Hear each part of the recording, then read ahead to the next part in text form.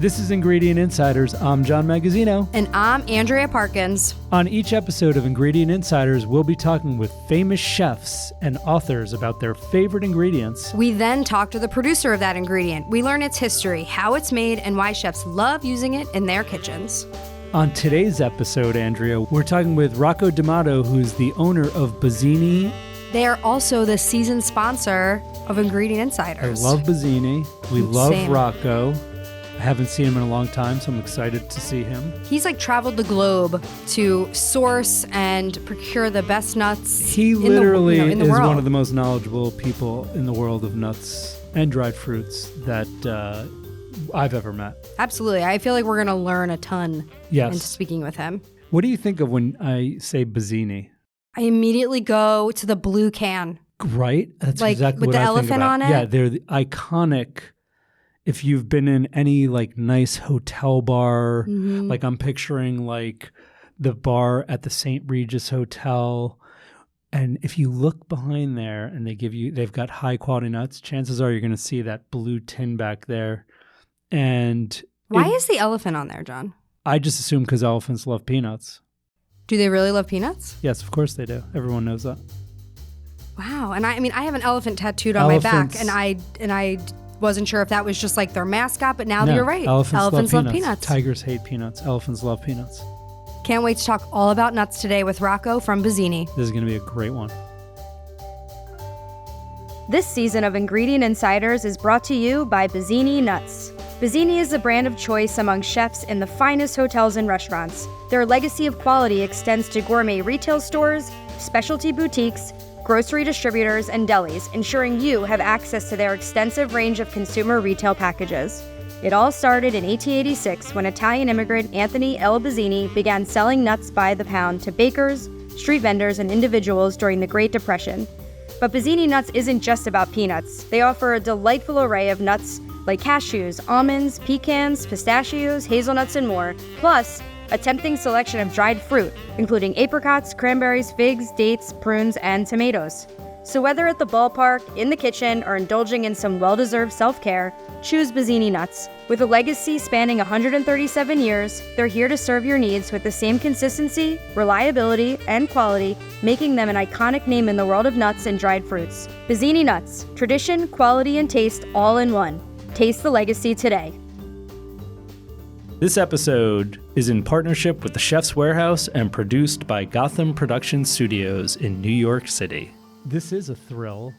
It always is a thrill because whenever you're in the room with Rocco Damato, it's a good time. I love talking to Rocco. We need a bottle of wine to be. Oh, what is this water we're drinking here? And no nut. We don't have any nuts here either. We have the nut Actually, king. I think we do have nuts out there, we John. We have the nut king of... Bree, do we have any nuts out there? Let's get some. We should have some nuts on the table. I want to say nut nut king of North America. It might be the nut king of the world at this point. Oh, just the can. Okay. So joining us today is Rocco Damato. Our season sponsor. Oh my gosh, yes. Of Bazzini Nuts and Chocolate. An amazing company. If you've grown up anywhere in the New York area, you know the name Bazzini. If you went to Yankee Stadium in the last 30 plus years, you've probably since it began. Since it began. Yeah. Since Yankee Stadium began? Yeah, actually prior to that. The house that Ruth built? Well, before that, it was in where the Giants played in Polo Grounds. The Polo Grounds with Knickerbockers. The Polo Grounds had Bazzini Nuts signage back in those days? Well, they had little brown bags with elephants on them. Wow. And they roasted the nuts actually at the stadium, and they would sell hot roasted peanuts in those little brown bags with the elephants. So it preceded the Yankee Stadium. It's as New York gets as far as the food world goes. When did you get involved in the business? It's 137 years old. Yes, it's the oldest nut company in the Western Hemisphere, and I got involved in it in 1983 when in a buyout. I started a small company when I was teaching school. I started a small company in my kitchen. And that evolved, and then it became a decent-sized company, and it really went to much more upscale type quality. And A.L. Bazzini was about 100 years old. He did not get married, had no children, lived with his sister, had a lot of nieces and nephews, did not do estate planning and left it all to them. And so they really were forced, as they died off, they were forced to sell the company. And they were trying to find someone who was somewhat consistent with the quality component. Being Italian wasn't a bad thing either. It did help a little bit.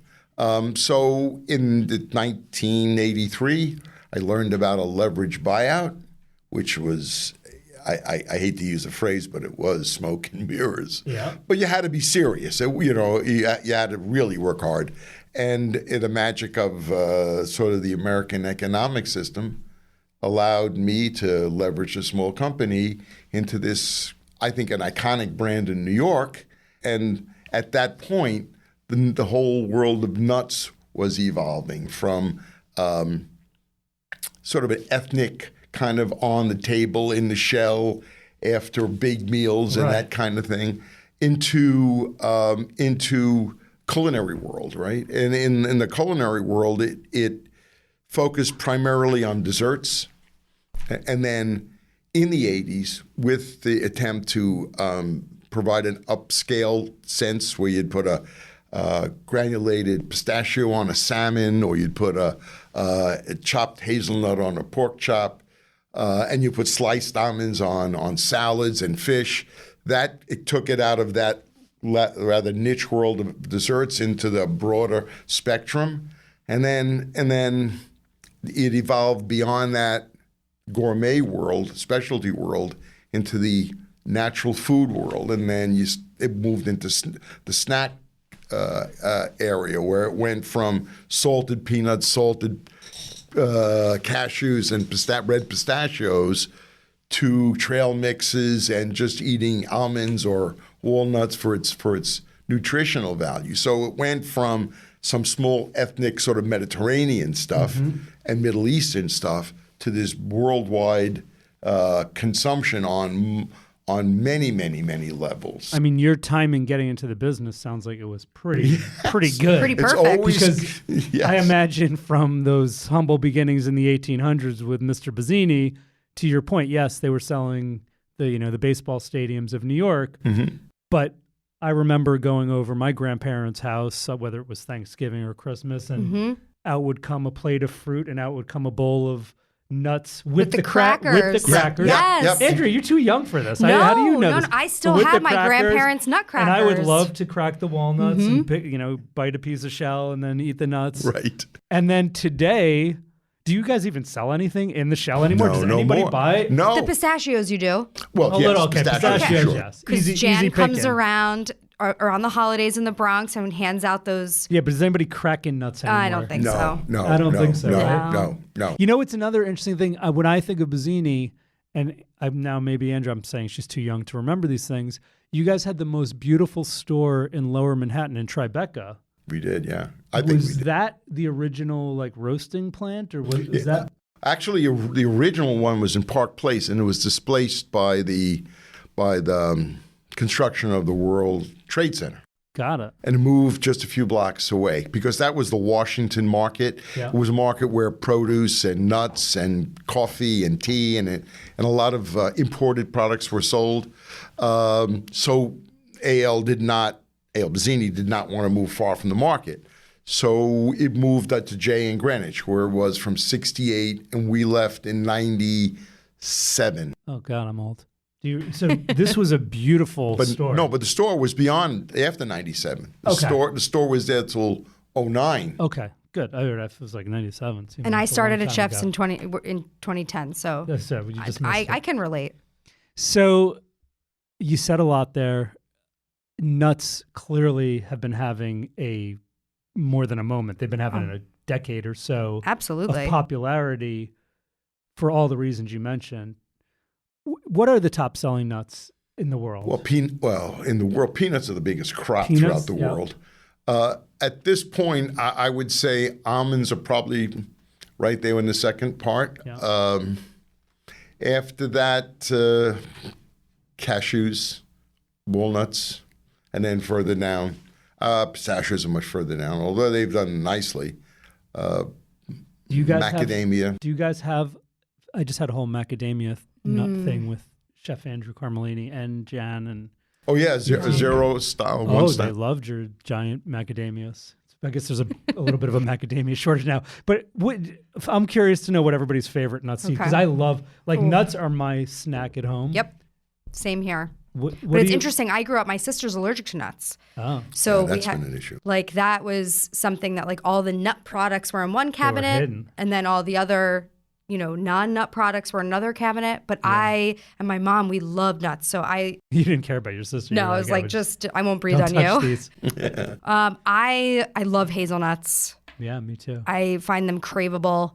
But I'm a big almond butter fan, peanut butter. I actually don't think there's a nut that I don't like, John. You like nuts. Okay, that's fine. What about you? I love the hazelnut. Mm-hmm. That's probably my main snacker. I know they're a legume, but I love peanuts. Peanuts, great. Love peanuts. I love the flavor of a peanut. Yeah. I eat them all though. Walnuts, Okay. almonds. I don't eat a lot of macadamia nuts. I don't know why. Brazil nuts? Not a huge fan of the Brazil I like nut. Brazil nuts. They're very good for men, John. Yes, I've heard. Yes, they are. Yes. What are your favorite nuts, Rocco? I like peanut. Okay. Honestly, I like hazelnuts, and if you got a minute, I'll talk about hazelnuts. I think they're really interesting. 18 minutes. I think they're real. I think that's okay. I will only take about 2 or 3 of them. I love talking about hazelnuts. Yeah. Well, I think. And before you even get started, I want to bring something up. Sorry to interrupt. Mm-hmm. Why is a hazelnut that comes from Oregon called a filbert? That's a great question. I just always wondered that. Yeah, and in our system it says filbert. And it always confused me. Yeah. Mm-hmm. Who's filbert? Full beard. Actually, what it was. Gee, when you look at go. when you look at the hazelnut, it's got sort of like a top and it has a bottom, and it was sort of identified as a full beard, and it's a European name. Are you kidding me? So it's almost like the German word for a beard, like a full beard. Well, I think that's how it was described. That's crazy. When I was on the International Hazelnut Council, which composed. Were you on that too? No, or not. They asked me, but I. It was interesting. It was You really declined? it was I declined. She's on the International Macadamia account, the Hawaiian Macadamia. Yes, we go to Hawaii every year. Oh, how do I get on that one? You're on the full beard. Well, we would go to Turkey frequently on this, and it was the American importers, Turkey, which is the largest grower of hazelnuts in the world. It's actually the largest crop in Turkey, even more than tomatoes. We're learning lots of stuff. This is amazing. When I think of hazelnuts, I think of Oregon and Woody. Yeah, I think of Italy. But now we should think of Turkey. Oregon was another player in this International Hazelnut Council, and importers. And so we would meet regularly, whether it was in Oregon or it was in New York or in Istanbul or the Black Sea area, and discuss how to sell more hazelnuts. We knew the Tanto Gentile, which is, I said earlier, the best flavored hazelnut on the planet. I mean, by a long shot. Those only come from Piemonte in Italy? That's it? Yeah. They'll ship it out of Naples and other places, but it grows in the Piemonte region of Italy. If you're listening to the podcast, I'm going to give this little public service announcement. Yes. The only place I know where you can find those at retail readily across the U.S. is Italy Market. Yeah, probably. Look for them. Ask one of the sales reps there. They say Tonda e Gentile hazelnuts from Northern Italy. Worth every penny. Mm-hmm. Sorry, continue, Rocco. Keep going. We knew they were there, but we were trying to get the purpose and the goal of the council was to get consumption of hazelnuts to grow in the U.S. I'm kind of surprised both of you are so big fans of it because they struggled. Mars was early in the game and trying to promote it because the Europeans, hazelnut is their primary nut for confection and usually baking. If you get a milk chocolate bar, like a Swiss milk chocolate, the nut in there is the hazelnut. Correct. Yeah. And so we could not understand. The Turks, who really wanted to sell more to the U.S., could not understand why Americans weren't consuming it. So we went around to Hershey and large baking companies to promote hazelnuts. Interestingly enough, an Italian product is what really broke it loose was Nutella. Yes. It just broke it loose. And then planters got into it. And it's sad because we spent years trying to promote the quality of it. The flavor is so full and gentle, really. It's not a strong nut, but it's got a great flavor. And interestingly enough, a very strong ingredient is also found around hazelnut trees, truffles. Yes, that's right. You should have had Andrea and I on the council, because we would have been promoting we would have figured it out. Absolutely. The Nutella, I love it. Of course I'm joking, but I will say this. There is a big difference between that Oregon hazelnut and the Italian hazelnut. And I still love the Oregon ones, but when you eat that Tonda and Gentile, it's like so intense and so wonderful. Yeah. And smooth. But I also, it's making me also think of another nut that I feel like is very similar, that the Italian version is just so much better, the Sicilian pistachio. Oh, yeah.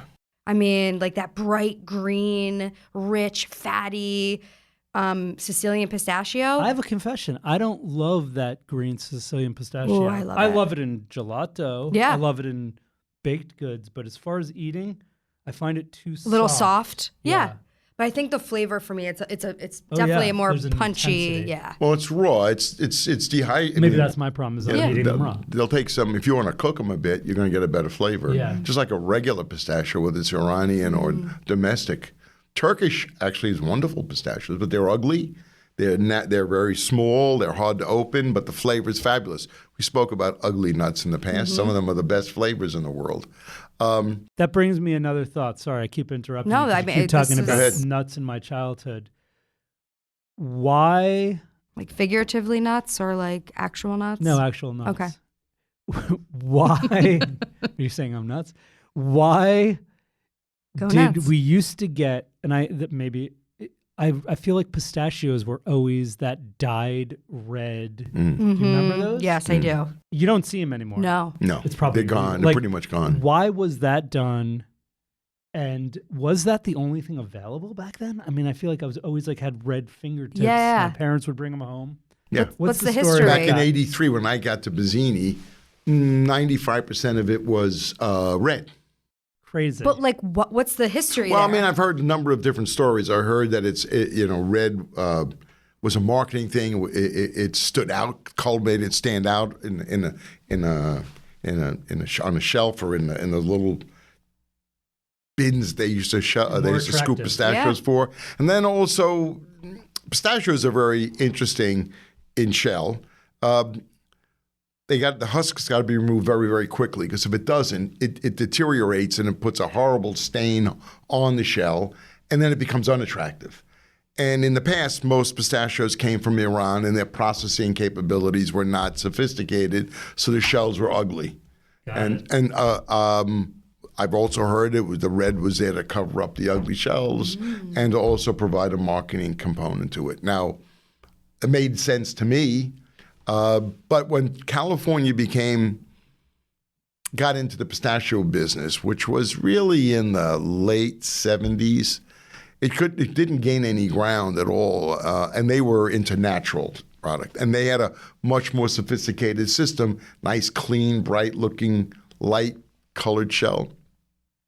And they had some difficulty because the flavor tasted like wood versus Iranian. But in the late 80s, in 88, 89, you started maybe 86, 87, you had the embargo, and it's a 286% countervailing duty on pistachios, which stopped pistachios. Not a lot of Iranian pistachios coming in the U.S. No, you can't, because you can't sell them. Yeah. The countervailing duty puts them out of range.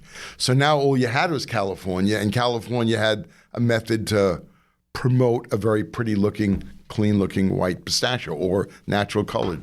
So I think the evolution was a function of technological procedures making a better, cleaner shell and international foreign policy issues. Do you remember the red pistachio? I do remember. I feel like you're too young. You say I'm too young for everything. Well, 1983. Maybe that's a long time ago. I mean, so I wasn't born yet. No, I know. But I feel as if they were made past that. Maybe you had a couple bags in your your mom dust them off. Exactly. Away. Yes. No, I do. But I do remember the red pistachio. Okay. They died a very quick me, John? and a quick and precipitous death. The red pistachios. They just fell off the table. I thought you thought we made up that whole thing about red pistachios. And they also, I think they retain more salt as well. There was a bit of a flavor differential. there was the red required some liquid. Yeah. It was a powder, but then you had to add some water, required some liquid, and that would retain the salt. The salt would stick to the. So you'd have you actually did have a different flavor. And some people for a very long time, a narrower group, wanted red pistachios that had the salt gave it like a salty cashew or a version of no salt. No salt has become much more popular in the last number of years, again, for health purposes. The red pistachio went the way of the dinosaur. It's gone. Rest in peace. Yes, man, rest in peace. Rest in peace. I don't miss those red fingernails. No, I also remember them green. being a lot more like not fully open, and me as a child like battling them. Yeah. And I would really like today if I feel like I've reached a level of success in life when I look at a pistachio. If it doesn't have an opening, you just chuck it. I just throw it away. Yep. Now. Well, I don't fight them anymore. Nope. There's a story around that. There's a story around all these crazy things. Again, I've made it, Mom. Yeah, John, you have made it. Here on Ingredient Insiders. Throw away that pistachio. We don't need those closed shells Well, pistachios. you're not going to get many of them anymore. You don't, right? Well, It's you not don't just me. because the technology's improved. There you go. In the past, when you started eating pistachios, they from Iran. I was making old man jokes. Okay, go ahead. Well, John, how old are you? middle-aged. You can always point to me if you talk about old. Middle-aged. The Iranians weren't as scientific or technologically as effective as the Californians. So they were able to get more open. And what's really been a marvel for the Californians is the growth of shelled pistachios, not only in the snack world, which is relatively insignificant to the food service world. Sure. It's huge in the food service world. Yeah. Oh, I was asked to, in maybe about 25 years ago, speak to pistachio growers in California. And most of the conversation was around shelled pistachios because they couldn't get rid of them. What they had was closed, which you would open, or slightly open, which they would open and use for shelled, but they couldn't market the things. Right. And you were able to buy those. I was able to buy truckloads of those for $1.50 a pound, shelled pistachios. And I said, you guys haven't figured it out yet. Start marketing in the world of food service. Chefs are growing into that whole world. Yeah. And now, although we're going to see some help in pistachio pricing, it's profoundly more expensive, and it's in high demand, and they can't get enough of closed, and so they take them out of the pistachios they sell in the market for opening and eating directly as a snack, and they'll crack them. They'll send them to China. Oh, so they want more of the inexpensive closed ones so they can put them into production for food shelled service. purposes. Shelled. In the past, they would blend some of those in, 1%, 2%, because they had to get rid of them, and that would moderate pricing. But now the demand for shelled is significant enough so you don't have to do that. So there's the answer of why you Wasn't do that your not first have job, to throw John? many pistachios away What's that? anymore. Weren't you a pistachio sheller in your first job? Yeah, that was what That I was did just, for a living. yeah, So just. It's interesting how all these different interconnecting realities exist. I'm always astounded. I was in nuts. I think like a lot of commodities have sort of sympathetic effects on each other. I was in Turkey once, and we were on the Hazelnut Council meeting, and we just heard about a frost that had hit along the Black Sea. And I walked out of that, called up Tom, who was a purchasing guy. I said, buy almonds. Because when that happened, the price of Turkish hazelnuts went through the roof. Yeah. The Europeans will use almonds as a replacement if price differential is crazy. Right. So when that happened, very shortly thereafter, the Europeans went to California and started buying vast quantities of almonds, and the almond prices went up. It's interesting how all these things are interconnected. It's a very fascinating world. It really is. I mean, maybe it's nuts. It's nuts. It is It's nuts. really nuts. It's a nutty world of nuts. What nuts aren't we thinking about or aren't talking about? Like, is there something that's is there an up and coming nut? We're in pecan season, right? I love Pecan. it. Let's is talk it about pecan or pecan? pecan? Well, He you says talk to the guys pecan. in the South, they know what it's pecan. It's pecan. Okay. It's pecan. I would have said pecan. I say Or pecan. I used to say pecan. Yeah. But then Pecan. I got trained by the best in the Georgia area. And so Okay. now Do you think pecan. that's an underappreciated nut? I do. Yeah, it they're is. so delicious. So good. They're like. It's like mapley syrup flavor to me when they're, or is that just because they are often Do you like with pecan maple syrup? pie? I love pecan pie, but I call it pecan pie. Oh, I'm sorry. Now I'm It's gonna gonna have call to it train myself, Pecan. Rocco. Yeah, well, Pecan pie. Pecan pie. Pecan pie. Is pecan just an American nut? no, it was originally American nut. Now a huge crop comes out of Mexico. It started in Georgia and Alabama, Mississippi, and then a crop developed in Arizona, Mexico area, and now Old Mexico's got a huge crop. We're also starting to see it come out of, and the Chinese are buying not only out of Georgia, but they're also buying out of South Africa. There's So a the Chinese pecan crop. love the pecans, and it's a big export crop for the U.S. farmers. Correct. I have another nut. Into China. I just thought of one. Into China. Pine nuts. Pine nuts. That's an interesting Is conversation. pine nut Yeah. even a nut? I guess it is a nut, right? I mean- it's not. It comes out of a pine kernel, I think. Nut-ish. Out of a pine cone? Yeah. Really? I think it comes out of a They pine do. cone. They come off pine trees and pine cones. I'm going to actually, I don't like pine nuts that much. Yeah, that's I'm going to fair. just say it. I think that there's just something about it. For me, it like lingers. Well, there's a couple different qualities. Yeah, Right. there's a I know big there's, like, the There's a Asian- huge Yeah. amount Yeah. of differences. The Chinese, Do you find them to have a Siberian. metallic taste? Yes, I'm Rocco, probably talk not to eating us. the highest quality pine nut. There's different varieties of pine nuts from different parts of the world for different purposes. I think the Chinese works in stuffings. It works in pestos and. But in terms of it having a consistent color when it's baked, the Italian or Spanish or Portuguese are much better. Unfortunately, the European prices are crazy compared to the Chinese. You can get some Chinese that have that metallic flavor, and that tends to be a cheaper, poorer quality product. But you can get some really nice AA Chinese pine kernels that have a really sweet flavor. They're almost like the old Indian nut. If you remember, that's a nut that's kind of really out of the Middle Ages. I haven't heard of that one. It's a little brown. No, we used to do it. We used to polish them on Bazzini. It's a little brown nut, New Mexico variety. It comes from New Mexico, with a very thin paper shell. And when you had to cook it and you had to polish it with pumice. And then you'd sort of crack. A lot of Italians are very European, Southern European. You'd crack it and peel it and look like a pine kernel. The beauty of it is that in China you don't need to do all that work. When that happened, the Indian nut died. But you have to be selective about pricing and what you're buying. You really need to know. It's not like I want to buy a car. Well, what kind of car you want to buy? You want to have a really expensive car that runs well, or you want to buy an old used car. It's the same thing with nuts. You can buy a really good one that you can rely on consistently for either appearance or flavor, or you can find ones that can be problematic. And pine kernels can have a metallic We'll flavor. have chefs that actually ask. They Oh, want 100%. European pine nuts, Yes. not one variety Yes. or another. They want this specific thing. And you can almost tell by the price. Like, For sure. Yeah. if a chef is like, oh, you're expensive, it's like, oh, well, This this is the European variety.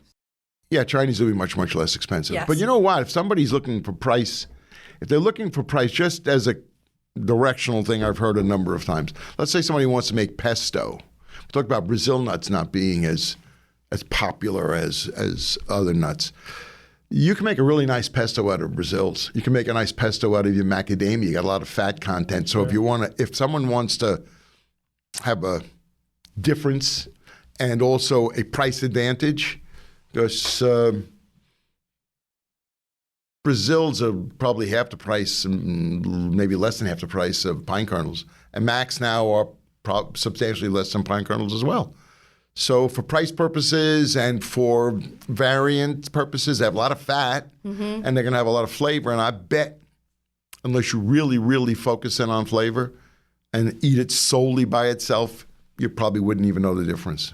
Are all the nuts we're talking about cultivated, farm raised? Are there wild nuts? Yeah. That are in the Brazil's So are. Brazil nuts are Brazil's wild. are. And for a long, they're cultivating more pecans now, but pecans they're not like the almond crop. They don't or have walnut groves crop. of pecan trees. Well, where I don't think they have it like in like 1.2 million acres of almonds in California. Right. No such thing in pecans. like they planted trees in California specifically for the purpose. Yeah, of, but in harvesting large tracts. They I feel exist like almond that. milk probably really. wow, yeah, I bet. But it's only 2% of almonds in almond milk. What really exploded? I want you to tell that story because I thought you. Why? What's in almond milk if not almonds? When did you go Water. to Blue Diamond though? Oh, I think it was in the early 90s. Where they were the kind of the Sam- pioneers of they almond were milk? the pioneers of a lot. They were pioneers of manufacturing, sliced blanch, slivered blanch, sliced natural. There were three guys, funny, interesting guys. Roger Baccaluppi, who was the president and CEO. Baccaluppi. That was his Baccaluppi. name, Roger. Bill Wright, who was the national sales manager, and Walter Payne, executive vice president. And their R&D guy was a PhD named Sam Cunningham. And these guys had to market almonds, right? Blue Diamond is not a private company; it's a cooperative. Their job is to market almonds, and they are the premier almond supplier. And so they had to find ways of making it more applicable in different worlds. They developed all that sliced natural, sliced blanch, slivered blanch, almond flour. I got a long story on almond flour, but Smoked almonds. Yeah. Did they Oh, invent the the smoked smoked almonds? yes, they I did. love the smoked They almonds. said I don't know where this is going to go. That was a childhood addiction of mine. In the 1950s, they sent us, in Bazzini, I had a letter somewhere, this interesting new thing they wanted us to make, and it was called Smokehouse Almonds. And they gave us all the ingredients, the entire recipe and formulation, and where to buy them. And I thought, boy, that would never get released. That probably gets destroyed. But I thought that was fascinating that at that point, they were doing anything they could. Was that was one of their inventions? Was the Yeah, smoked almond? Smokehouse Almonds, yeah. I didn't What know is under that. that Blue Diamond label? Yeah. It's their Is there brand. actually any smoke involved in it? Or is that just like It's all flavor. liquid It's smoke? smoky flavor, Yeah. and it's all I think flavor. they're now I'm so starting good. to realize all the things where I went wrong in life. Between the red dye and the pistachios and It all goes back the to nuts. flavorings. But they were I also thought these things were healthy. yeah, well, When Andrew was born, they were healthy. When I was Right. eating them, they were trying to figure out how to market them. I was like the guinea pig Yep. for the nut marketers. Your insides are still red, I think, from all that Smoke. pistachio and smoke. Did you smoke growing up? No, I just ate the almonds. one of the worlds we talked about was the almond milk stuff, right? Yeah. Because Yeah. that's what we were getting to. Yeah. Thanks for keeping us on track, I Rocco. was- Seriously. We've never done this before. I would go out there to talk to Sam to see what was developing. We were, as I said earlier, we're the longest standing customer Blue Diamond has. And so we had a really long-term, excellent relationship with them. And so I'd visit their R&D department, and they would show me all these flavors and nutcrackers. And then he was telling me about almond milk. And my first inclination was, yuck. Yeah. Who was going to drink almond milk? This was 30 years ago, 30-some odd years ago. And then, obviously, it became a huge success. So I began to get more into, what is this? And they would tell me it was 2% almonds and 98% water. Yeah. Now, you can make, as I said, almond almonds. milk. Mm-hmm. And I would use a Butte Padre Mission variety. You're going to get the best flavor with that. And you can make it 5%. You can make it, obviously at some point it gets way too fatty, Right. but you can certainly make it creamier and more almond flavorful if you make it yourself. And my wife and my daughter make their own, and some of them actually put dates in it to provide sweetening capability. So Dates are having a moment right now. dates are having a lot of more supply I issues. love them. We haven't they even a talked nut- about are the they a dried nut too? fruits. Just kidding. Supply issues, dry fruits, seeds, there's a lot of things to talk about. But the almond world, again, they kept pushing the envelope in terms of where they were going to put these things. And almond butter, I think, will be the next major move. Almond flour, I had to convince, took me years to convince Blue Diamond to get into the real almond flour business. I would be buying a 12/8 diced almond, and chefs would be asking me for almond flour, and I'd send them this. He said, no. We had to start making our own. We have a mill. We had to make our own flour. And I said, this isn't really going to work so well because I'm now crushing whole blanched almonds into flour, and it doesn't economically make sense, not for my customers. So other manufacturers on the coast were making a real fine almond flour. And I finally said to Blue Diamond, look, I can't buy you this anymore. I've got to buy from them. So they began to ask me about specifics and samples, blah, blah, blah. So it took me and the salesman there years to convince them to get the equipment to make blanched almond flour. In a nanosecond, that equipment was maxed out. It was running 3 shifts a day, 7 days a week. They put another one in, 3 shifts a day, 7 days a week, and you had to have a contract where you had to put an order in 6 months in advance. And that was maybe about 5 just to get the almond. That's how that exploded. That's just crazy. Exploded. And look, in 1984, the crop was about 285 million pounds, 280 million pounds. Now the crop's this year will probably be between 2.4 and 2.6 billion. Oh my! We've had 3.1 billion pounds, right? So, and what they've been able to sell them, and the way they've been able to sell them is expand the usage of them, expand the marketplace, and I think they've done an excellent job of doing that. Other nuts envy. Mm-hmm. Is there a nut people. That's kind of out of vogue now? Like is there a nut that's out there that needs Andrea and myself to be on the council? No, I'm just kidding. Is there a nut that's not popular that they're trying to push on you guys now?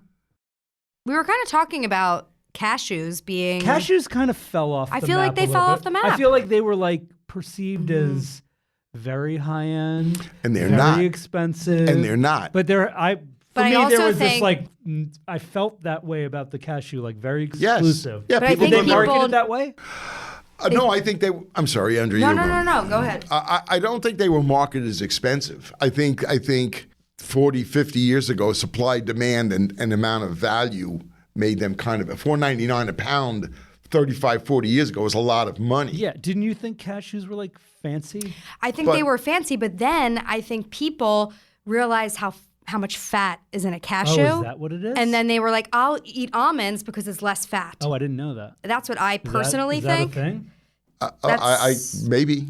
I don't know. But that's I just can tell my you whole in terms thing. of It's like, cashew's is that so in the fatty. book, The World According to Andrea Parkins? Parkins. This is the last word with Andrea Parkins. I'm not sure.